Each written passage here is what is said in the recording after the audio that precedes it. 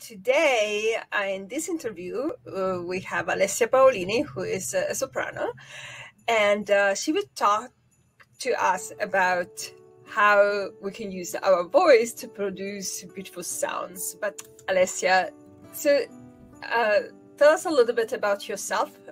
You are a soprano, and how did you start thinking about becoming a singer? Or yes.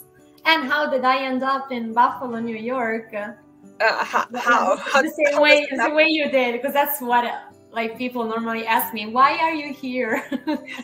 I'm like, I don't know. Well, so I was born in Italy.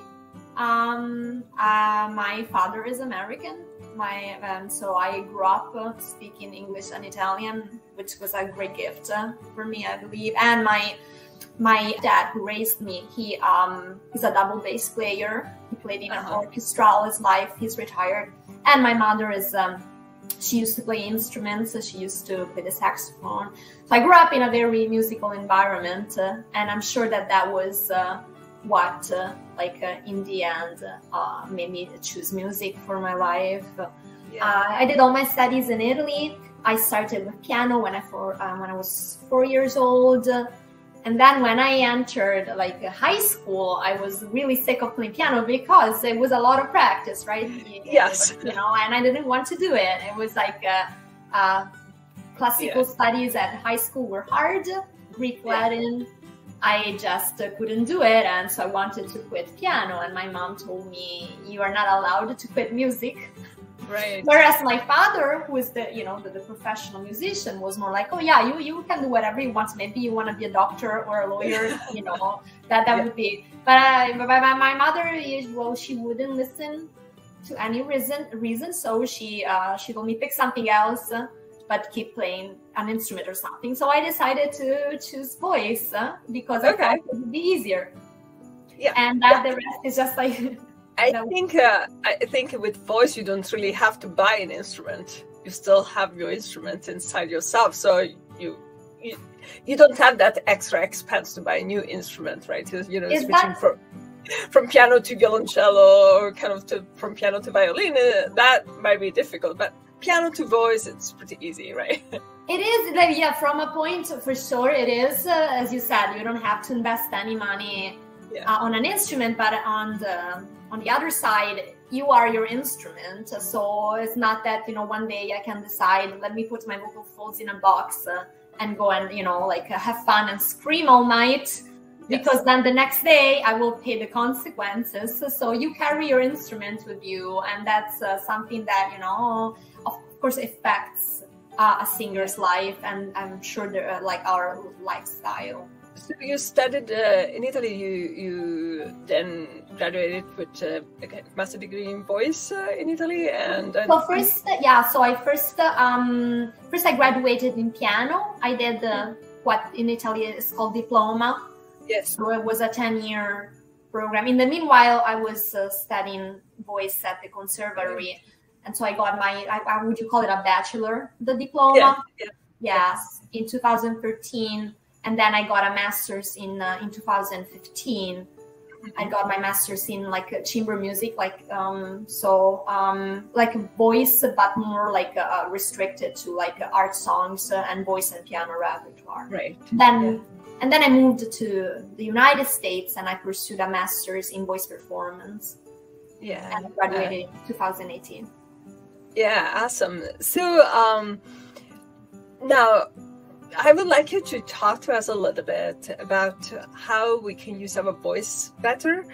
I know you are amazing in the way that you teach your students how to use the voice and how to, really be aware about, how our voice works. And not many people think about that, but we can, even when we are speaking, right, we are still using the voice in a certain way. We can still train our voice to, sound in a certain, I don't know if better is a good word to describe that, but in a healthier way, at least, right, for the voice. Yeah. Yeah. Yeah, it's funny that you're saying that, because the way I'm talking right now, it's like the worst possible way. Like I'm leaning like this, so my ribs are all contracted, and I'm not supporting with these muscles here the way I should supposed to be, even when I'm talking. Instead, I was just like, okay. So it is something that for sure that we should be aware of all the time, especially, you know, being teachers and teaching so much, and having to use, and for you as well, you know, and for all people that, you know, use their voice so much. It's very important that, you know, you don't want to like force like and strain your vocal folds. And especially, and maybe you know, you will also how can I say, relate to this being you know, also Italian, like native speaker. American, like American English, it sits a lot on the throat when we talk. So automatically, when I switch from Italian to English, it really like starts being very guttural and, you know, and throat. So I have to pay extra attention to just keep a pitch like in a, you know, in a healthy spot. Whereas when I speak in Italian, it automatically goes in that very bright parlare italiano, okay, resonance. Right. Yes. No, it is true. You're right. Teachers don't pay a lot of attention to, you know, like the technical aspect. A lot of teachers, they take a lot of things for granted, and I think that the main problem is because there's like a lot of young singers that have amazing voices, amazing natural voices, and you know, they neglect the training and the technical aspect because their voice responds in such an amazing natural way to their commands. Right. So now, if I would like to take care of my voice now, you know, like as a speaker, not as a singer, so how should I start thinking? What should I do? What should I pay attention to?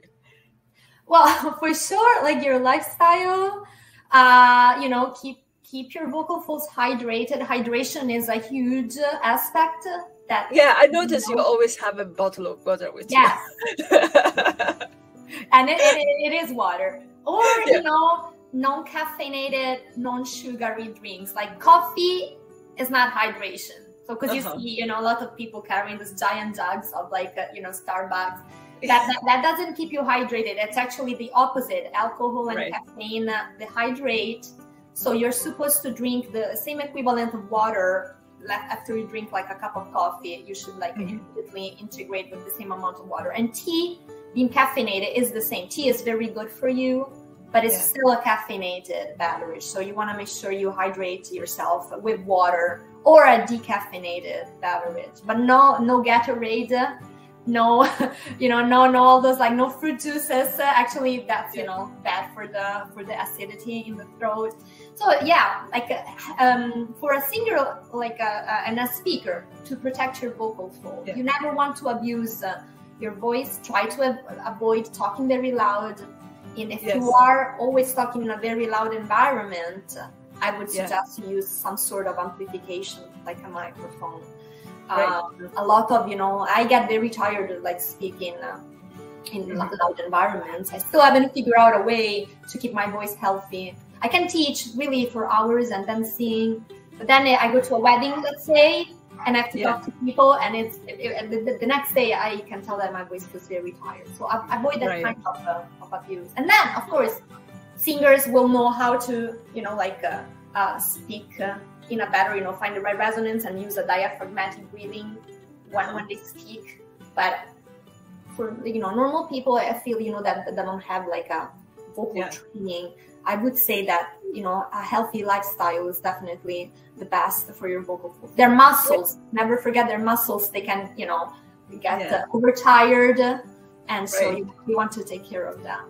Yeah, but you can, I was reading somewhere that you can also better your voice, like if you don't like your voice that much, right? Because it sounds like too much like this, you know, just too low or too high, or I don't know. So, and you want to have a better quality of your voice, you can also kind of work on that, right? If, you know, I'm kind of trying to use your voice in a different way. You talk about your speaking voice or your singing voice? Yeah, speaking voice, singing voice. Yeah, for sure, yes. I mean, like, you can definitely...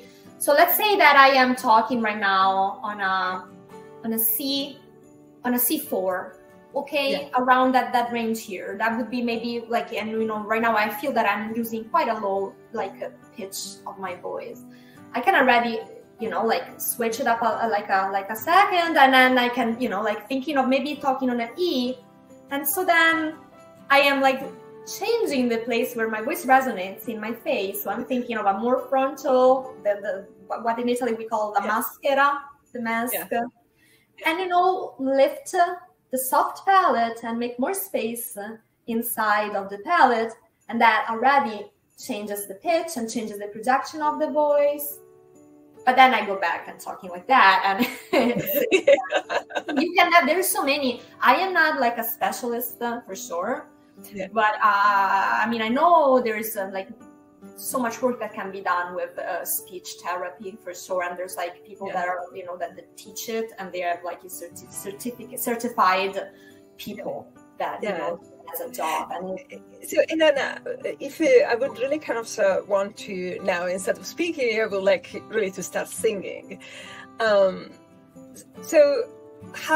what is the process? What is the technical knowledge that you would give to a student if they come to you to a lesson? So I don't think you just teach your students how to sing a song and then say, okay, good, let's sing this song now, and let's sing the next song the next week, and the next song the other week. I mean,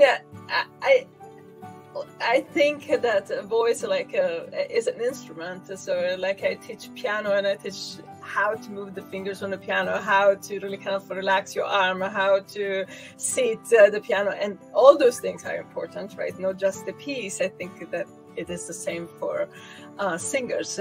So how do you usually approach young students, or even, you know, more advanced students? That's the main problem, is that a lot of young, especially young students that are less patient and they want to achieve results right away and they want to sing this song, they get frustrated when I start talking about technical aspects, whereas they just want to learn their song, right? Which again, I cannot do, because you know, when I started singing, I wanted the same thing. I just wanted, you know, to improve my pitch, my intonation. I never had a very powerful voice. Never have, like, I always compare, you know, my engine to like a Fiat Panda. Whereas, you know, there are people that are born with a Ferrari and they have this amazing engine. I never had. And so my technical path was definitely long and hard, because I had to develop a voice that wasn't there, right? But a lot of people do. And so again, it's like, why do I have to do all of this technique? Of course, the first thing that I like everybody to understand is that the production of the sound doesn't come from because the vocal folds give the order. That's a consequence of the air, right? Of the air coming through the airway. So the muscles that control this motion, our abdominal muscles, our thorax muscles, that the air, like the flux of air, is what is producing the sound, not the vocal fold. So the first thing that it's important to understand is, why are these muscles, why is diaphragmatic breathing so important? It's not just like a word. You gotta breathe through your diaphragm, and people are like, I don't know what it means, and you know, that's why I never say that, because it's so abstract as a concept. Unfortunately, we cannot look inside our body, right? Our instrument is hidden, and that makes it even harder, you know, to figure out what's actually happening, which it's a lot happening inside the larynx while we sing.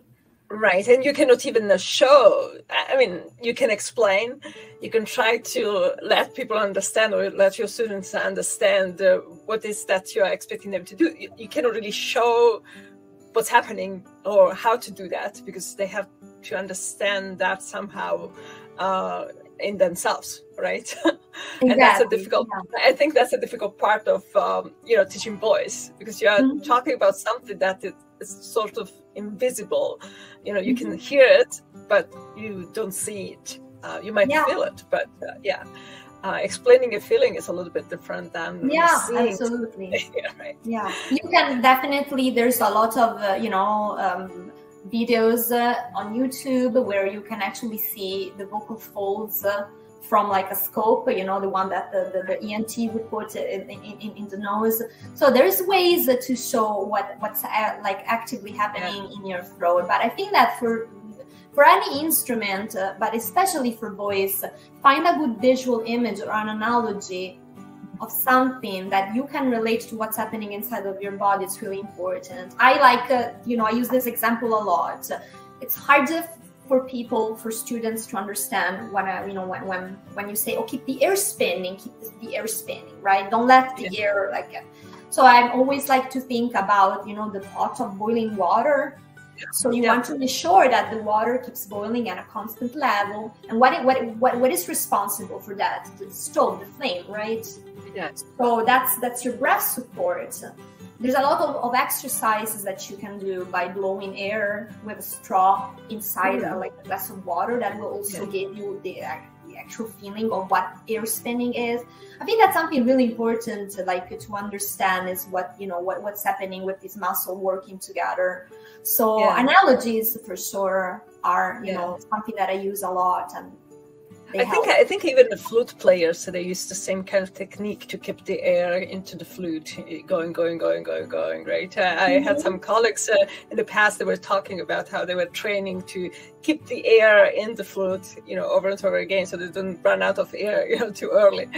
And so the first thing you would teach to a student, or that the students should learn when they learn how to sing, is really kind of how to use the air in their body, right? So properly, so that they breathe properly. Always start, even with the little ones, in a very, very moderate, easy way. I always like to talk a little bit about breathing. A few exercises, like learning how to just keep the air.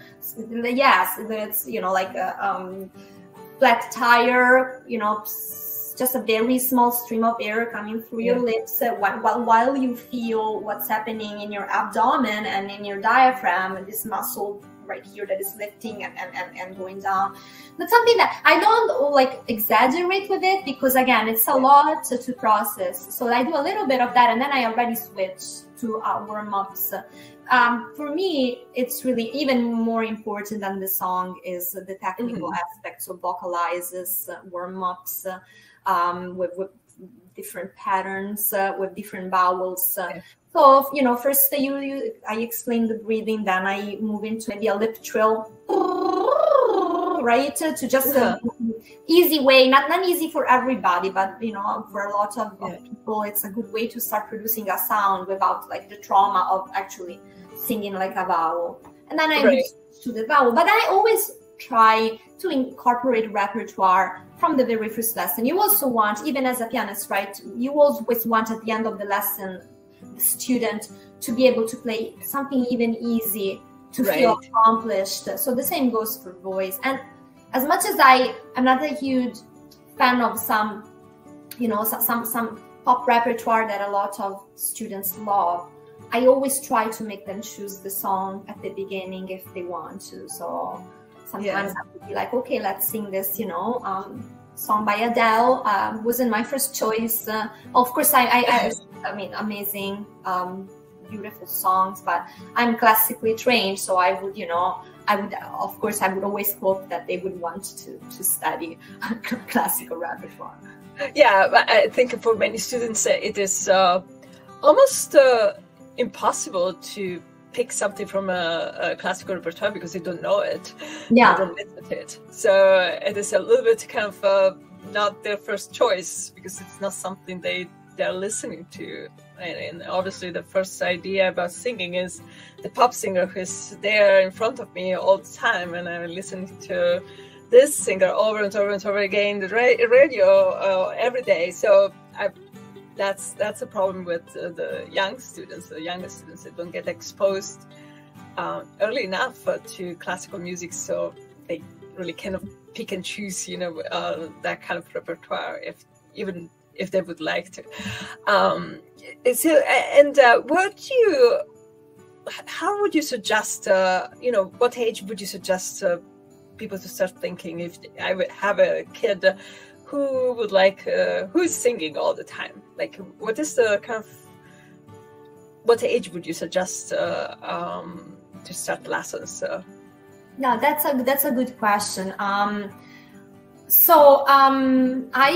like, maybe because I lived in Italy. I was, you know, I studied in Italy, so I grew up with the, you know, the rules of the Italian Conservatory that say that you have to be at least 16-year-old if you are a female voice to enter the Conservatory, or 18 if you are a male voice, which makes sense because you want to kind of try to avoid puberty, because it's where the body changes a lot, especially for women, well, and of course boys as well. It's a time of change for the voice, and you know, you want to make sure you protect your instrument during that age. But at the same time, you know, if the child or the teenager learns how to sing healthy in that particular age, it will avoid a lot of problems growing up. So I would say that there is no age. Like, at the beginning, I was very, how can I say, I would always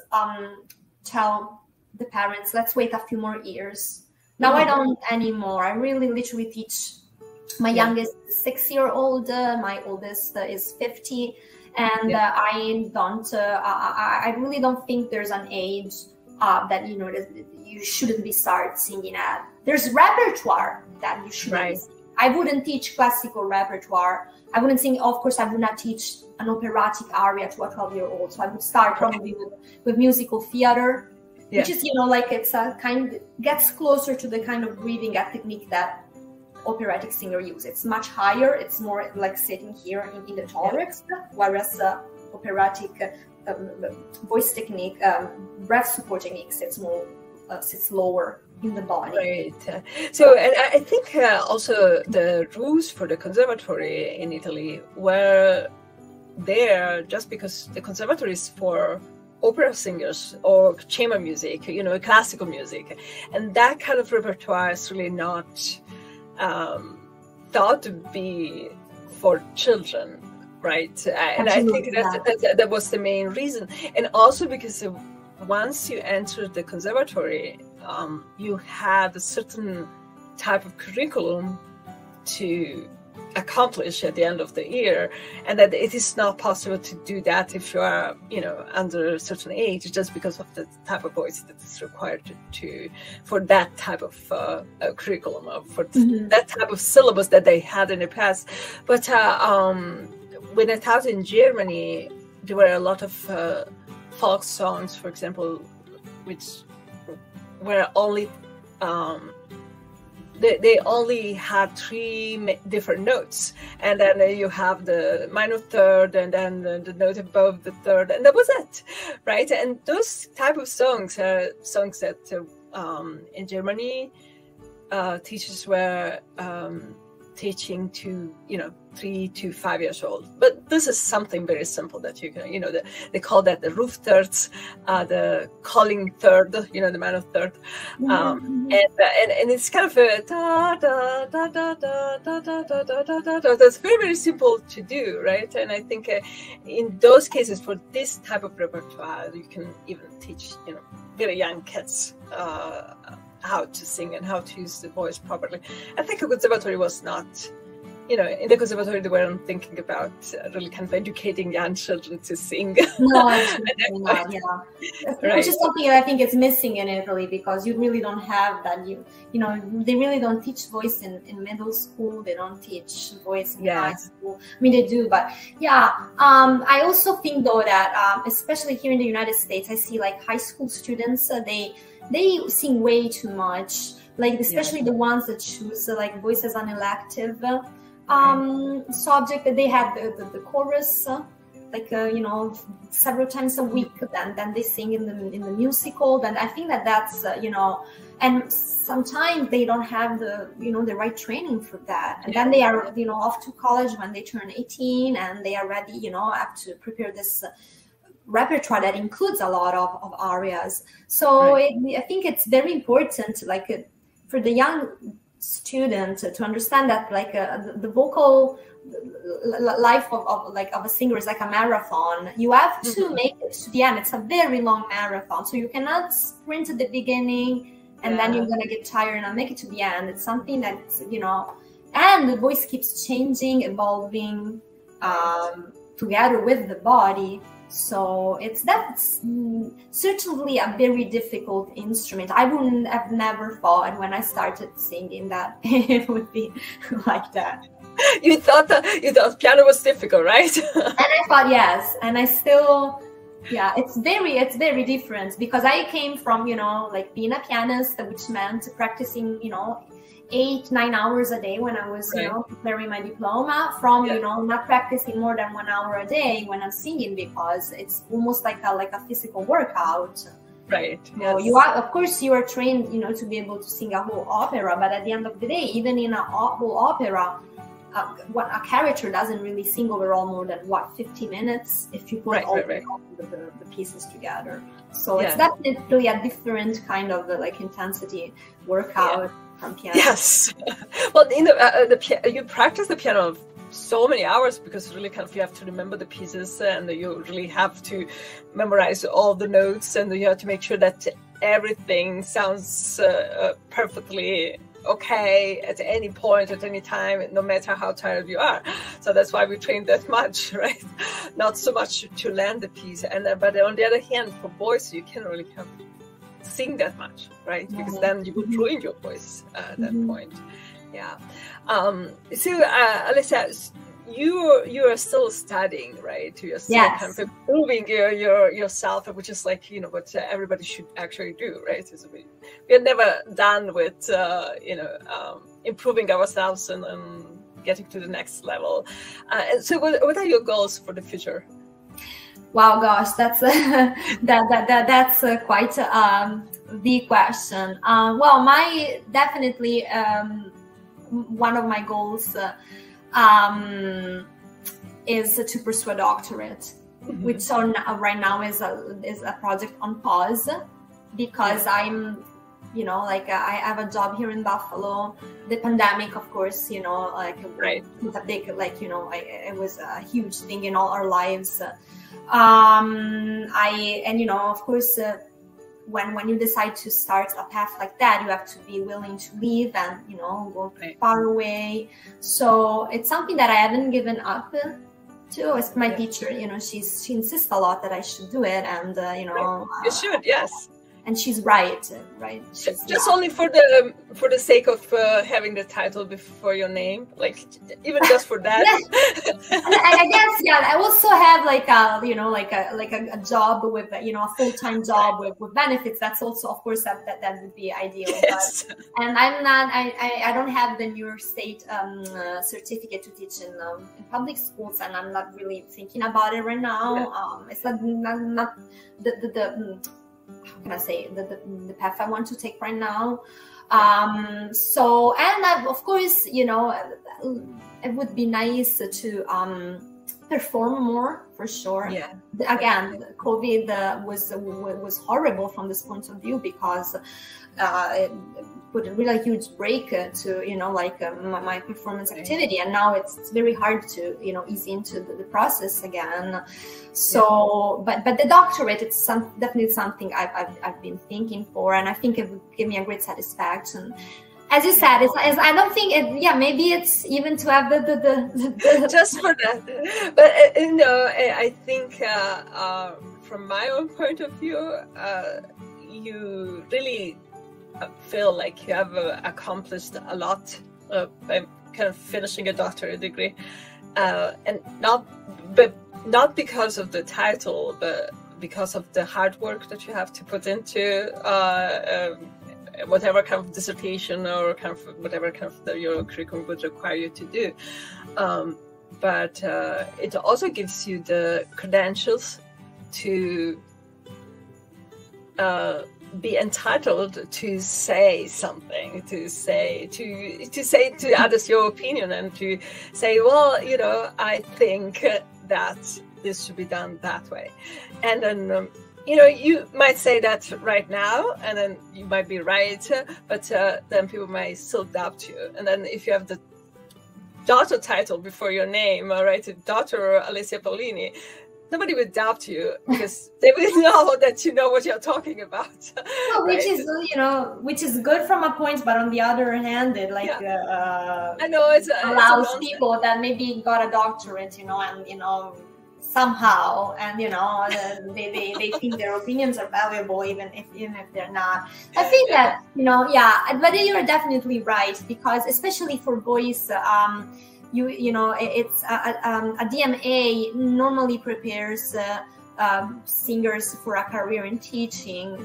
So, you know, you want to, of course, to be a performer, but it trains you to be a college, university teacher, which is definitely something that I would love to you know, to see in my future. Beautiful, Alessia. So we will end this interview with Alessia performing O mio babbino caro, and then in the meanwhile I will link anything regarding Alessia in the description on the podcast and on the live stream. And if you would like to get in touch with her, Alessia is also teaching online lessons.